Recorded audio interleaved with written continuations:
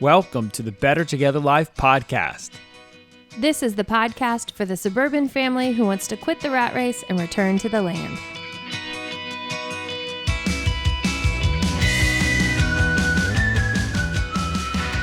Number one question we get, how do you do what you do? It involves a lot of things, but let's do a good old-fashioned rewind today and talk about how we came from being a family in the suburbs of Houston to living on 7 acres in Central Texas with no experience. Let's talk about that today. Where we came from, we're going to talk about how the whole story, the background of the suburban family that quit the impetus of this move. Yes. Yeah. So it's going to be the ultimate where we started, like how it started and how it's going, because I think that's exciting. So what made us decide it? Maybe even what our biggest argument was in getting here, knock down, drag out, Brothertons on the loose argument. Because our story is the suburban family that quit the rat race and returned to the land. So we're doing all suburban the arc family. This is what you would call in nerd world the Genesis story, right?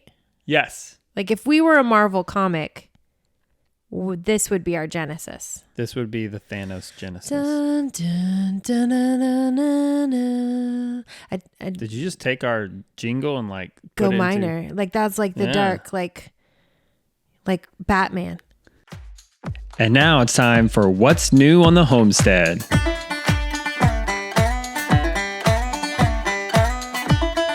Okay, babe. So, what's new on the homestead?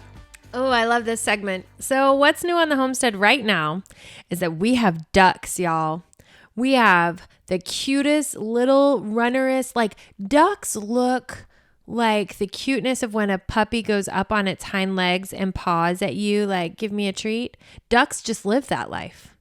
They're up. They're just not like little chickens are shorty little squatties, and these ducks are give me attention. Well, because love me. They're the runner rub my ducks. Belly. They walk around with a little wobble in their head. They are the cutest little yellow fluffs you have ever seen. Ours don't love us yet, but they will love us. Well, we got to figure that. We got to get them on the ground. We do. We really have and to. Just let them crawl over us and eat little bugs from our hands. Exactly. We got to get them to That's imprint. what I thought of. I know. Are you my mother? Yeah. Who knew the ducks imprinted when you read that and you were 6 years old? No one. But at 37, you're very clear about what Seuss was doing there. So it is the runner ducks. Mm-hmm. That's why they look this way. That's why they're super tall and just cute and awesome. They look like they're trying to impress us, and I really love them. And they just do it the whole time. So it's not like the Muscovy ducks that are just what you see at a pond, at a public pond, that are short and waddly, which those are still cute. Waddles are cute. Yeah, but these are tall waddlers. There's a tall waddler. So the runner duck is yes. choice when it comes to cuteness. So we actually, after we do this, I need to go check their water because I haven't done the watering for anybody yet because it's just been a busy day. So those are the things that I agree with. Ducks are different. Ducks, they go through their water. They're really messy. Smelly. They are smelly. The flies are kind of getting in. So we got to keep their bedding fresh. Mm-hmm. I'm probably going to need to muck it out this weekend. And fewer do more damage. Yes, you are correct because we only have 10 in there and it's a smaller one, but there's only 10 in there when the other one has 25 and they're still doing good. And we have to do the chopped straw. We learned that from Morgan for Gold Shaw Farm, that's a better way. And I took his method of doing, so instead of, so for their water, you don't want them to be able to play in the water, especially right now because they don't have the feathers. But then if they play in the water, they're going to make even a bigger mess. So we took the chick feeder that has all the little holes and everything so that they can get their beaks in the water, but yet they can't get in it. And it's working good. And then we put still smelly. Imagine how gross. It's like they create a paste. They do. Oh, of course they do. They are So gross. They can seal a pond. That's the whole deal. Like they can seal It's a really pond nasty. by their pasty. Well, maybe on one of these summer episodes, we'll be able to tell you what's new on the homestead as a pond. I hope Not so. related to the ducks, but just like, that's a little teaser for y'all. Let's talk about what's growing in our garden.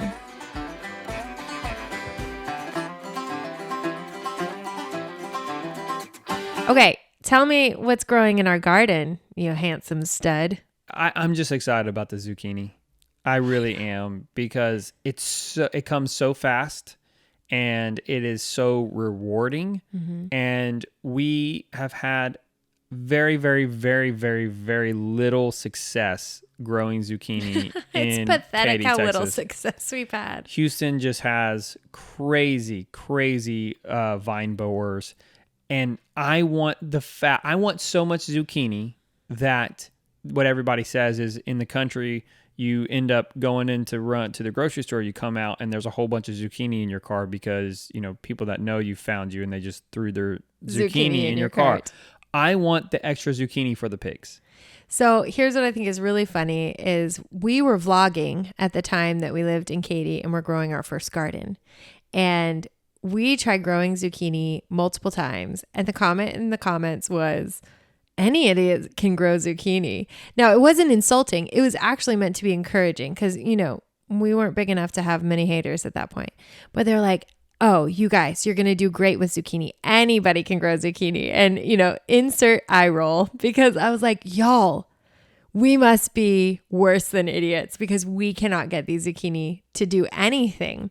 We would maybe have, 12 plants because we were trying to actually produce and we were learning from our lessons. Let's just put more plants out. In the second season, we realized it wasn't our lack of being any good at creating zucchinis. It was the vine borers found us every single time. And vine borers lay their eggs inside the zucchini stem, like not just of the fruit itself, but inside the plant.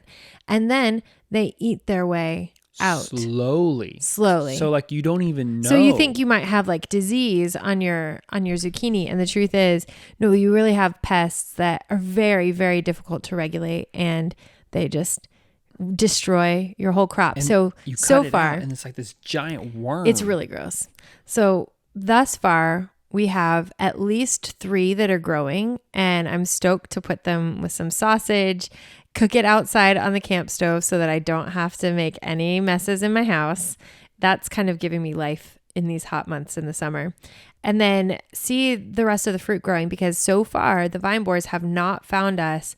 And I was just at my friend Megan Orsag, who's at Lico Honey, and she pulled out 2 beautiful sized zucchini from her garden. And I was like, you are my inspiration. I'm going to be. She already has zucchini? Yeah. Well, they had some starts earlier in the season. Yeah, I remember that. So I was super stoked to see hers. And I was like, all right, your garden is growing. I'm going to believe it for my garden to keep growing. And the zucchini are going to be legit.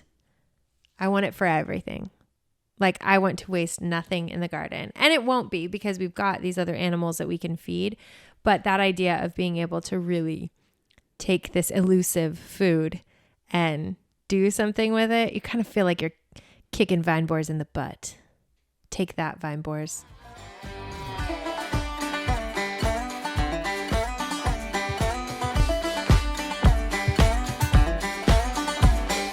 Okay, babe.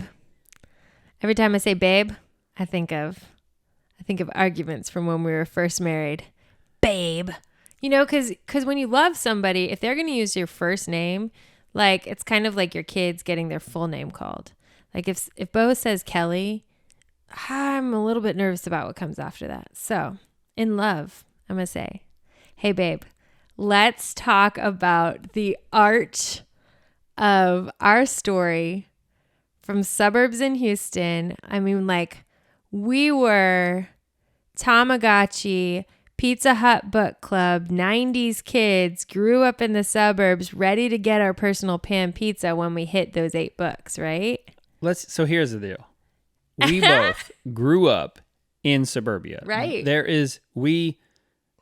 there are people that, like Justin Rhodes, who says that he's like a fourth generation, or no, his kids are fourth generation milkers, hand milkers. Like, that's insane to me that you and I have zero.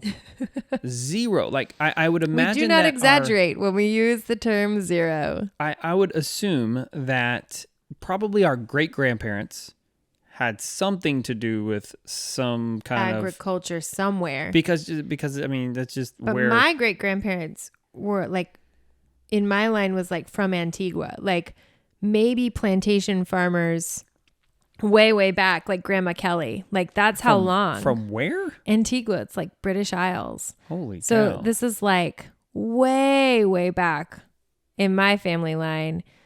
Like, and I don't even know that you could say they were farmers. We really probably should learn that a little bit. But for now, I would say we are first gen farmers. There is no one else in our line. Nothing. On no, either side. My grandparents, no way. My grandfather was like a Vietnam. No, he was like a Korean War vet.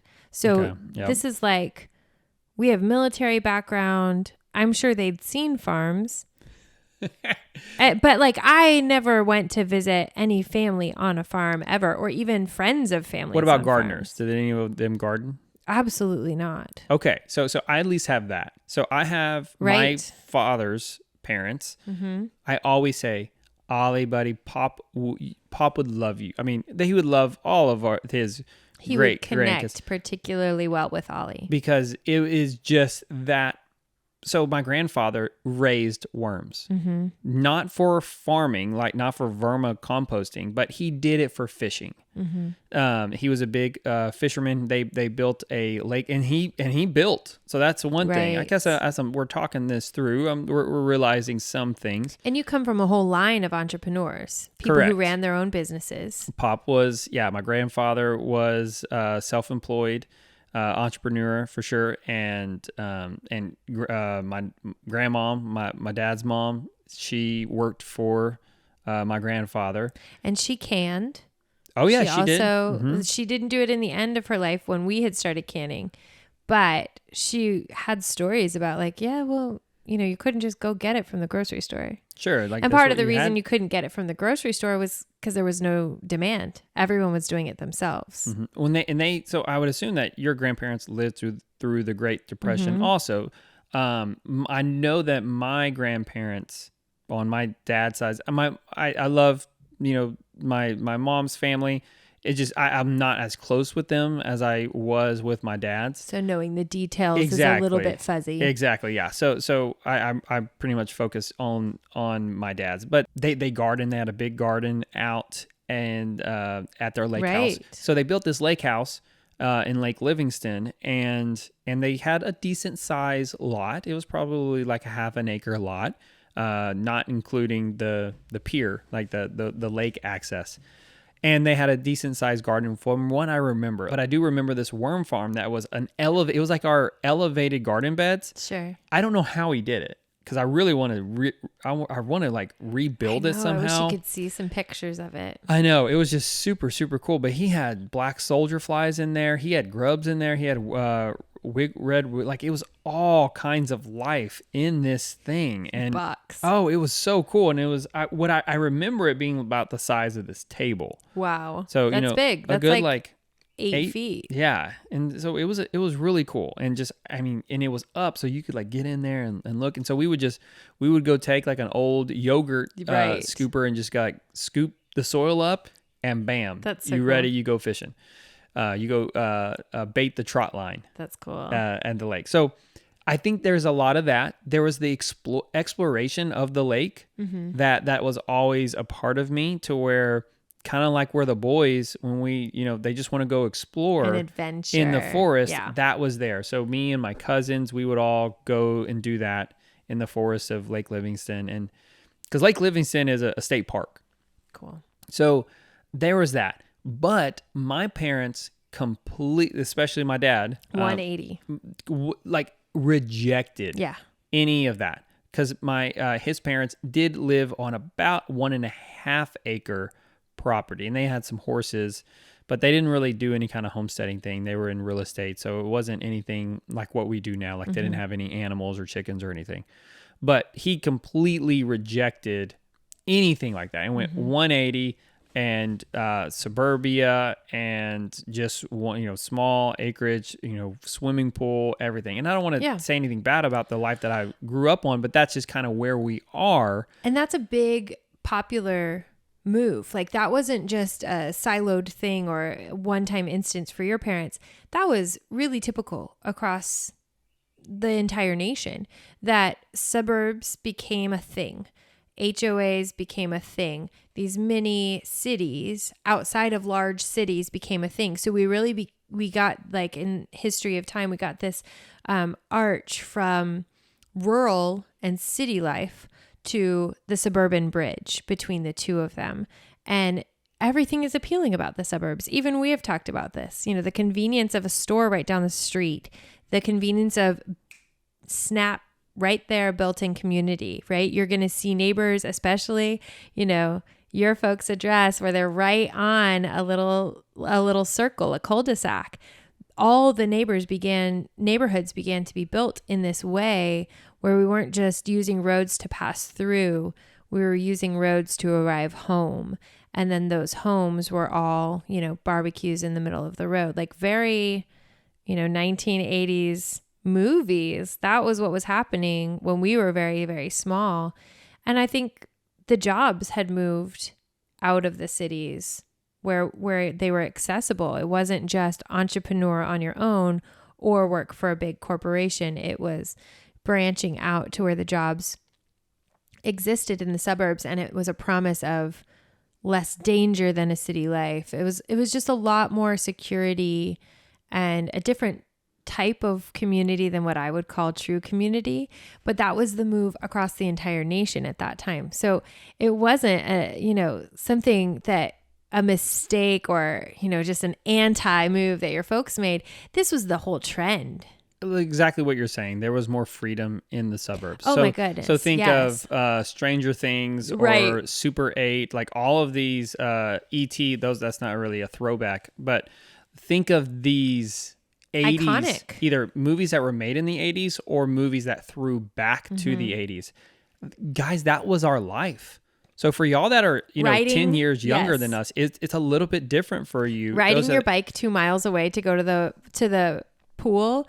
I did that when I was like 5. Things, the freedom that we had at this time. I remember going down to we lived in Virginia at the time, and there's this place called Hidden Pond, and it was a nature conservatory, and we would just go down there when we were very, very young, like second grade, all alone with no one around us.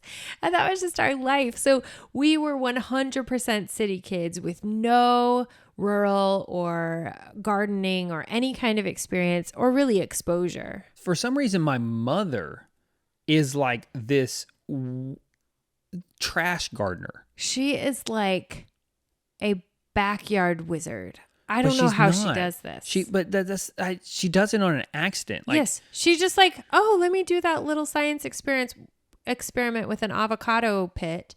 And then she grows legit avocado trees. 15-foot avocado. Now, she has 2. Yeah. So they're in Pasadena. Houston, yeah. So South Houston. So it's closer to Galveston. You can do things like avocados. It's more tropical. But she has a grape tree. She has a lemon and lime tree. But she would have tree. A papaya tree come out of the crack in her sidewalk, and she would somehow. But it's based off of just throwing food into this little, it's all, their entire backyard is all pool deck. Exactly. And so there's these couple of small spots where there actually is dirt. 3-foot square spots. So, and she has squash growing everywhere just because she throws. Now here's the deal. She has a decent amount of cats that live on their property.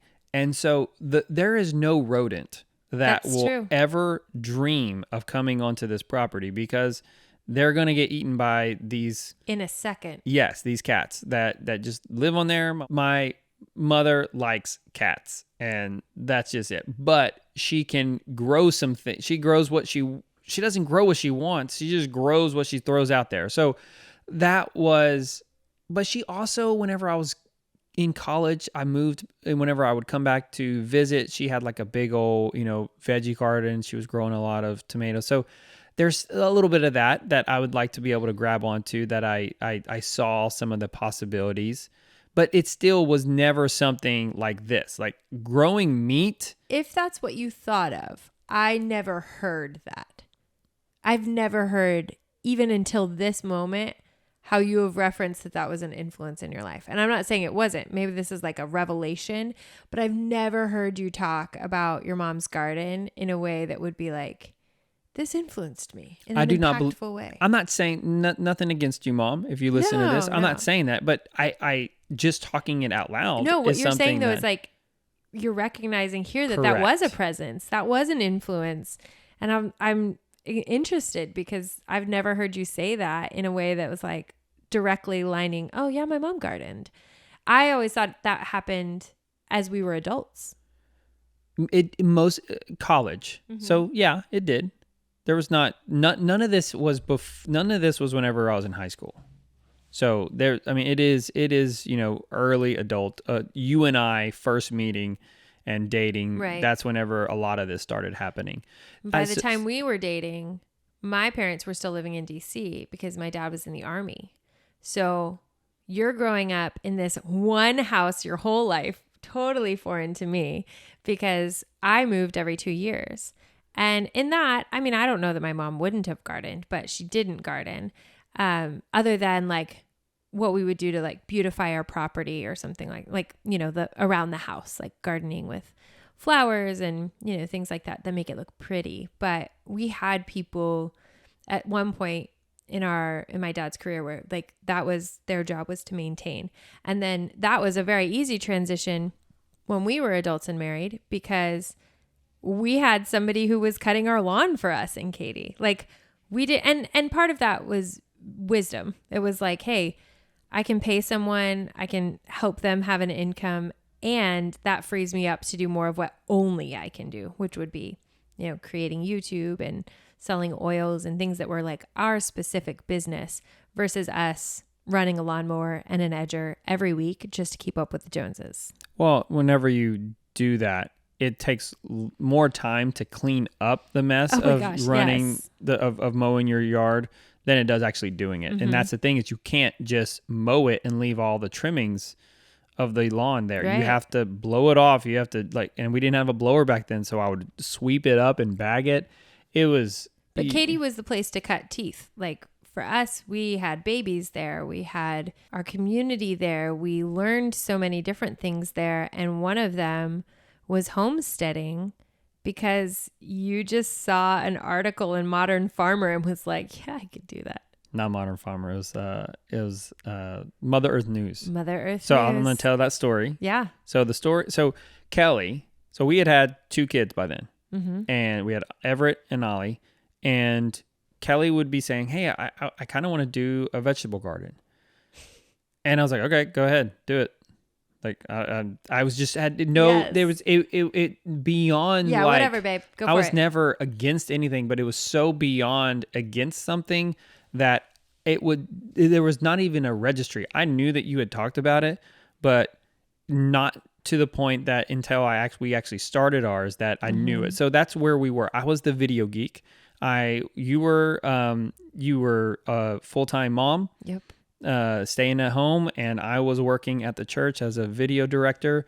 Then I also freelanced as a video producer, and we just full on video geek in Suburbia. Full on. And so it was, I think, December of 2013, or was that 2012? Yeah. 12. So it was right whenever we first started doTERRA, like very, very beginning of this. Get your first order. Exactly. And in that same week, that same Christmas trip at your parents' up in North Dallas, your mom for Christmas bought your brother a Mother Earth News magazine, which is hilarious because that she would do that, because he would care less about what is in Mother Earth News. Yeah, I think we just thought it was like outdoorsy. My brother's very outdoorsy, and she was just like, hey, I think he'd be into this. Yeah, and I don't even know Little if he, did she know. I had no, I don't even ever, I never saw him even look at the magazine. Not anything against Noni, because it completely has changed our entire life. Yes. This one magazine. So I hope, Noni, if you listen to it, like, this. this was it. You're the it was one. all you.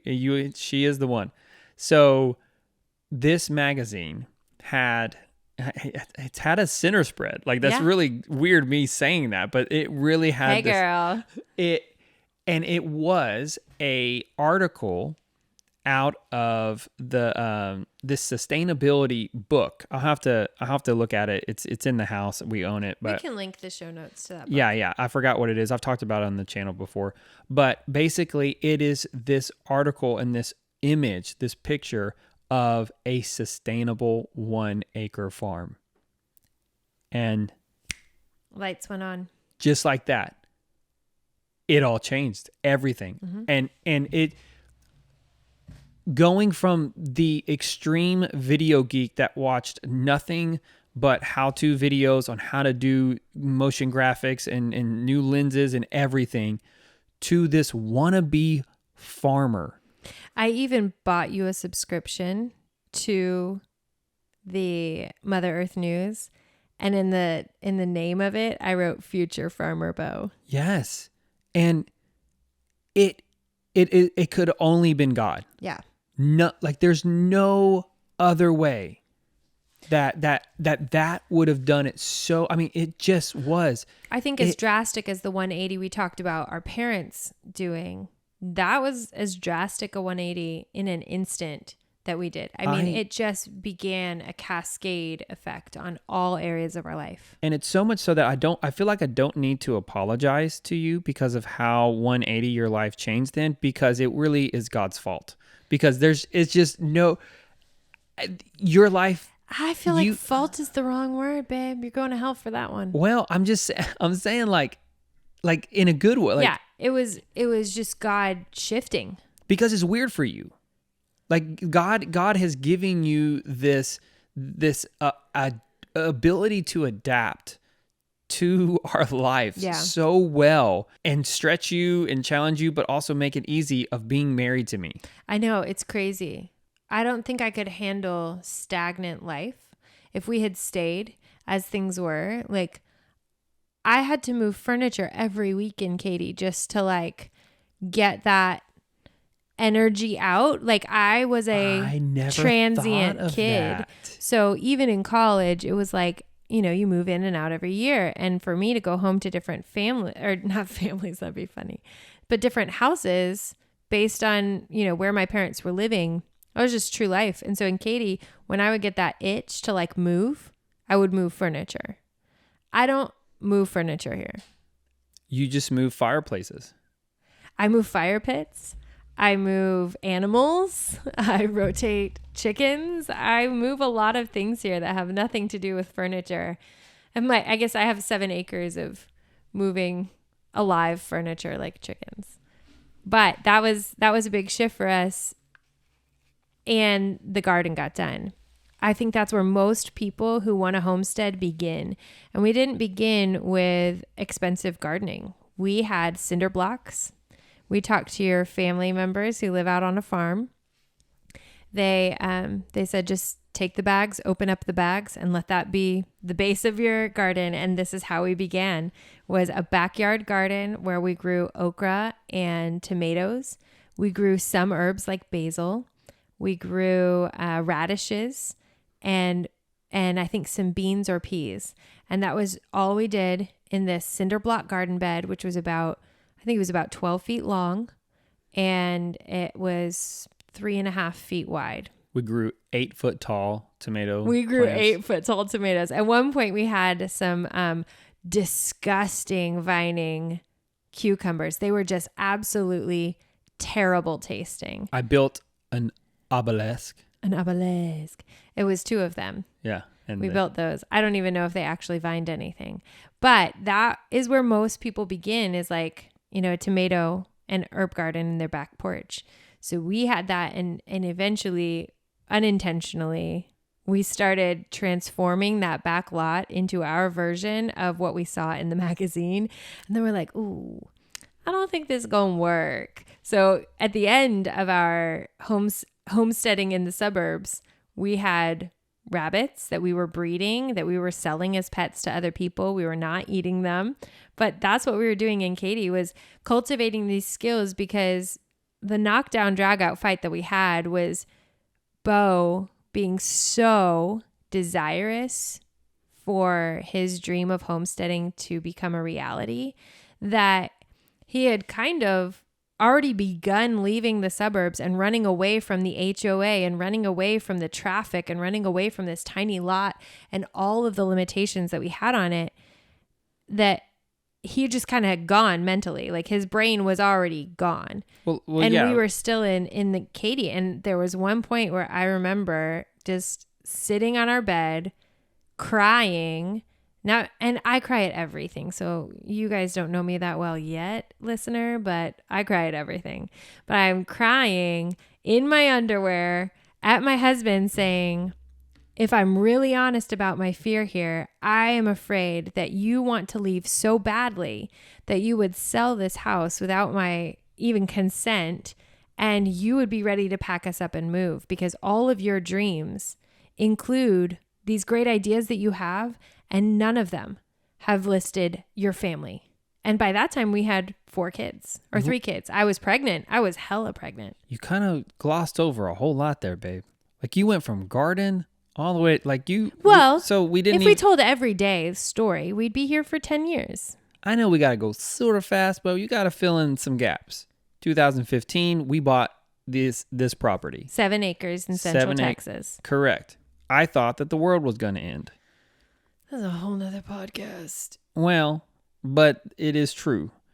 And Bo went crazy. But hold on, even before then, I quit my job. God called me out. Right. Away from working at our church. That was another thing where Kelly had to be adaptable, is we were able to build up doTERRA enough, and we'll go over more of that about having to, like, learning how to quit the rat race. Right. But we were able to, I came home and I thought the world was going to end. Kelly did not think that the world was going to end, but she was on board with thinking, hey, that there's some things changing here in 2015.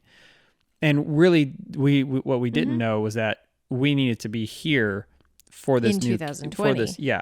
for this new community of returning to the land. But we needed to, we bought the land. And so in Suburbia, we had this property that I had a semi-midlife crisis a little bit of thinking that I was just going to sell our house and live in a 10-person tent that I bought from Walmart. With all our babies. Well, we had 3 babies at the time then. And I was pregnant. Correct. No, you were not pregnant then. No, because in 2015 is where you're still at. This was before we started the YouTube channel. Gotcha. We had, and then we ended up having some financial issues because of all of this. Like, it was because of all your prepping, because of buying things that at the time made no sense. I would say that we wasted probably $200 of things that did not make sense, and the bulk of it was on food. Because whenever we hit some financial issues, we ate all of that prepped food. I remember, like, we did not. We only we were only spent like $200 or $300 on groceries for 2 months straight, like each month. And so that was a huge discount of, like, oh, that's not a discount. That's a huge savings of our normal monthly budget usually. So we were able to really survive off of that, and that's where a lot of preppers say that, you know, storing food is a good investment because you can always eat your investment.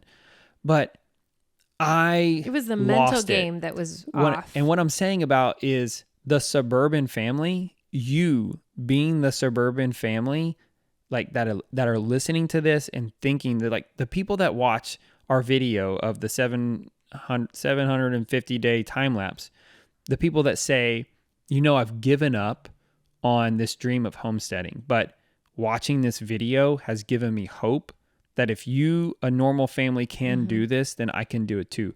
I'm speaking to you right now of, like, saying, if you're feeling like this dream might not ever happen, please know we were right there. Yeah. I was right there.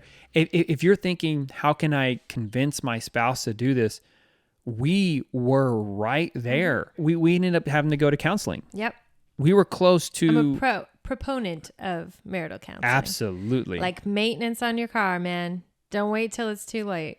Yeah. So there was this moment that Kelly was just now talking about. Mm-hmm. I remember thinking, here, this is what I'm going to do. I was listening to Jeff Lawton. I was watching YouTube videos of Jeff Lawton and permaculture and all this stuff. I was on the regenerative agriculture group, listening to Jack Spirko, all of these personalities that I'm sure that some of y'all have heard of or listened to. I don't know if Justin Rhodes hadn't started his YouTube channel just yet, but I was gaining all of this sustainability, regenerative agriculture knowledge to saving the world and growing food for I would say for God and for people, just to be able to convince my wife. And I remember I'd written a lot of these things down, and I brought it to you in a heated moment. And I've learned a lot about how to bring information to my wife.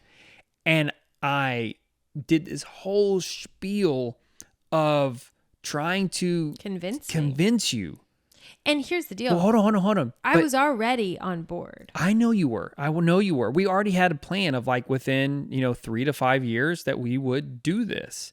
And I was so impatient, so impatient, to where I listed all of these things. And what you said was, that's great, but we're not in any of it. And that was the first realization. It took one more catalyst for us to be able to do that. But that was the first realization that I was not right. Right. I was not in the right mind. Nothing like scared like mentally, but it was just, I was not in a good place at all. I was not content. I was trying to run away from whatever was going on in the suburbs. Something was rubbing you wrong, and you were just avoiding it. And the avoidance looked like, oh, let's just move out on these 7 acres as quick as possible, and we're going to make the world a better place. And so somehow just had some work to do. Exactly. Yeah. So somehow from there, we ended up, we were ready to sell the house. This was the summer of 2017. Yeah, so you fast forwarded about 2 years. Well, we started a YouTube channel, all of this stuff. Yeah, we got in a better place. We went to counseling and we got better. We had another baby. Not to say. Well, that was the thing, is we were thinking we were going to do it. The summer of 2016. And then you got pregnant. That fall. And then that was... Really, you getting pregnant was the first, like that was God reorienting you. Correct. So then we spent about a year after we got pregnant. Well, I guess those 9 months really, and a little bit beforehand. We were in a very healthy place, obviously, when we got pregnant.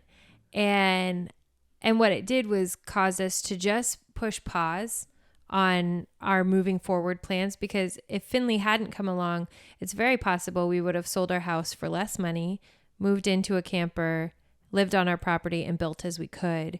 But that was like a mercy from God to do a lot of things in us. Like, we had some very firm conversations of like, yeah, we can go homestead, but if you can't fix a disposal here, like, I don't have much faith in you being able to wield a chainsaw and build something out there. So maybe do a little with what you have here. And that was mostly like training us in responsibility. We'd lived in apartments where landlords took care of everything. We rented a house and a landlord took care of everything. We owned the house and then we took care of everything, or we didn't. And that was the real problem, was how many unfinished things we had done, where when we visit that conversation here on the homestead now, years later, that's not an unfamiliar thing. Like, you understand my expectation that if we begin a project, we finish it. And when we get a backup of projects that are all half begun and none done, we've already established that there's going to come a point where we got to course correct and finish all these things before we can move on to the next big thing.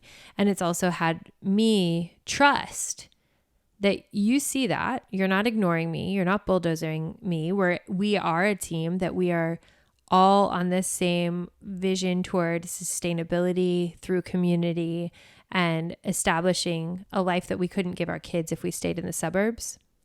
Those are all like core values that we have as a family.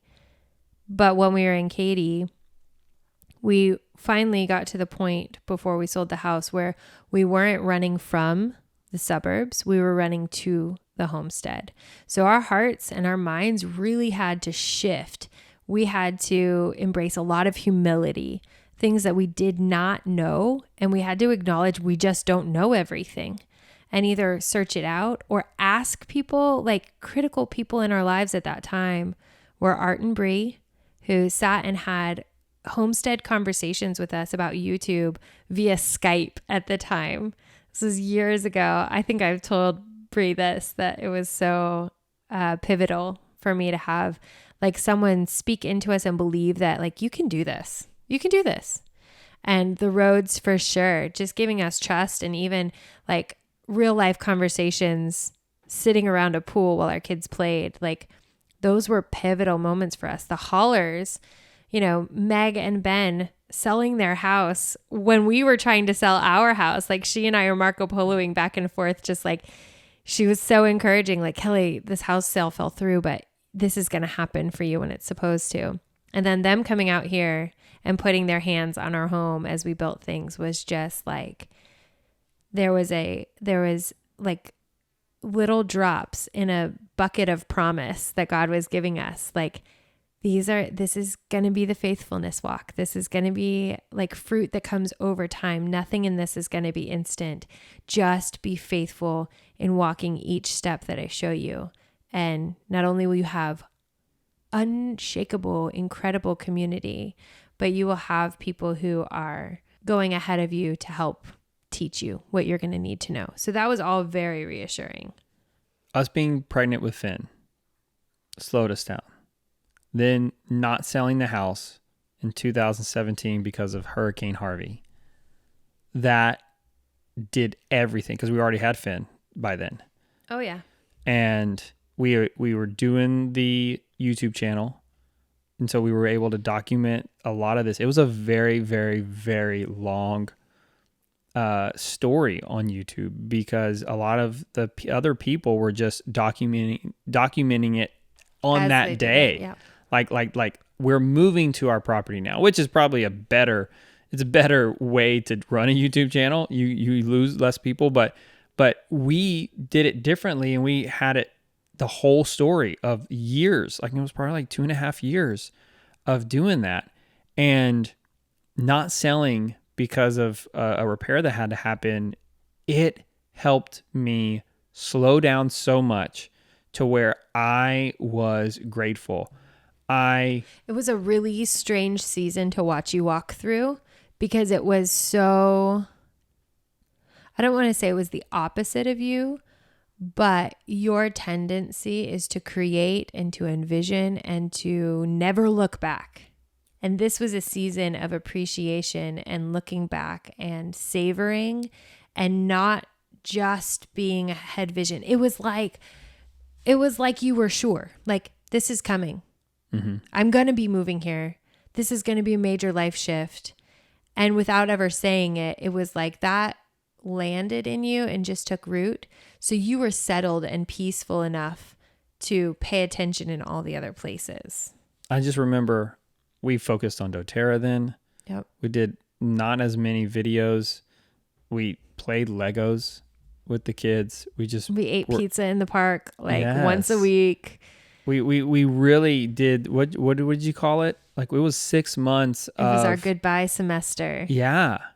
We were able to just saying goodbye to Katy, mm-hmm. and being grateful for all that we had learned there, and casting our vision to our friends and saying, this is what we're going to go do. And most of them being just like, wow, that's, in a good way, insane, but also so different from the lives that they had for their families. It was just a very loving but firm ending of a season.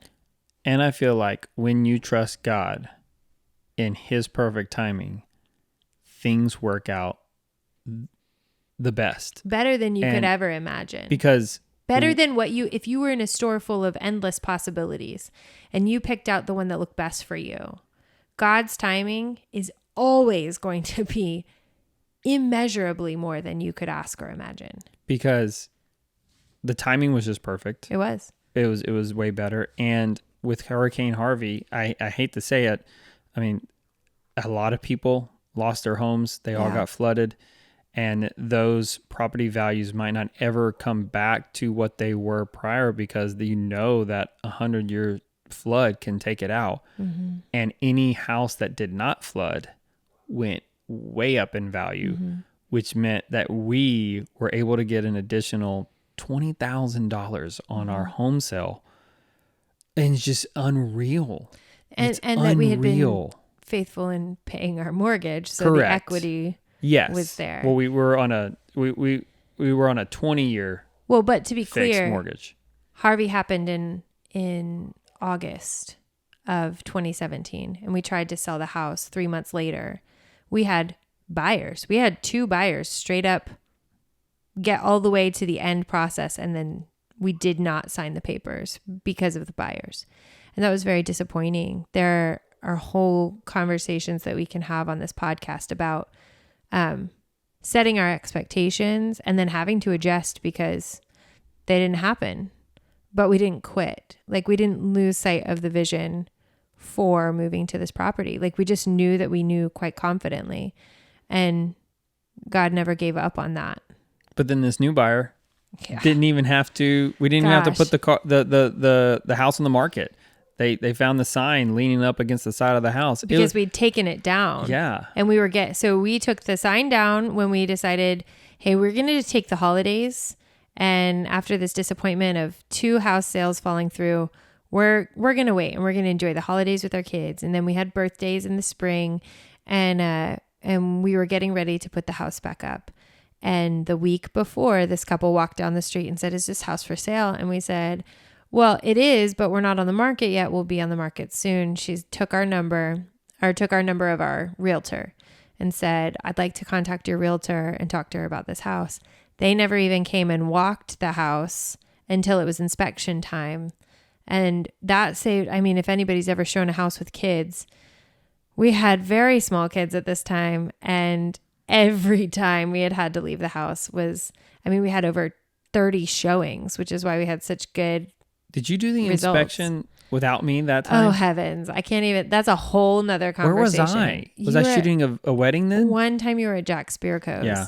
And that was just like a story that ended in just misery. I think I ate all my feelings that day. But so all of that to say, for you who are dreaming of this in the suburbs, just to know that it's never linear. It's never a straight line from where you are to where you want to be. And if it is, there's a really good chance that you're dealing with a lot of control issues.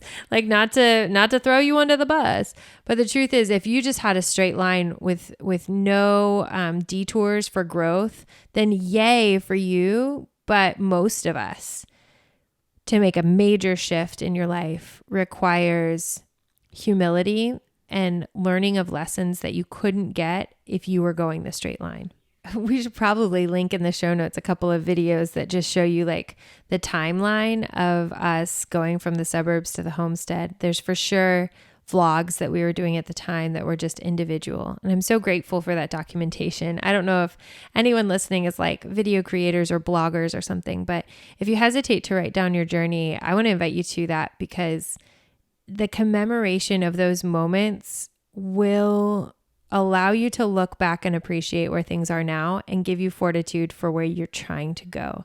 So in the last 3 years now, we've been homesteading and we've been homeschooling, and every step and success that we have now, I can look back at the hardship that was a catalyst for that. I can look back almost at pinpoint moments. Like you said, Bo, I got this article in a magazine that didn't even belong to me, and it changed the course of our family's life. courses don't just change with ideas, they change with action. And for a lot of you who are listening, you are like us, 6 years ago. You were like us, just thinking like, is this possible? And you might be driving around your area looking for property. Some of you will find that. Some of you will find a cool 2 to 5 acres just outside your city where you really don't have to have a lot of disruption in your life. But many of you are going to be called to totally different places, and the adventure is out there.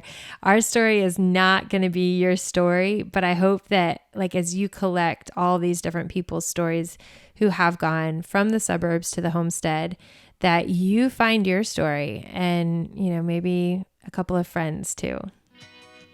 So you can find us at Better Together Life on Instagram, or I'm Kelly at Better Together Wife on Instagram. You can also email us at bettertogetherlife@gmail.com, and we'll see you on the next podcast.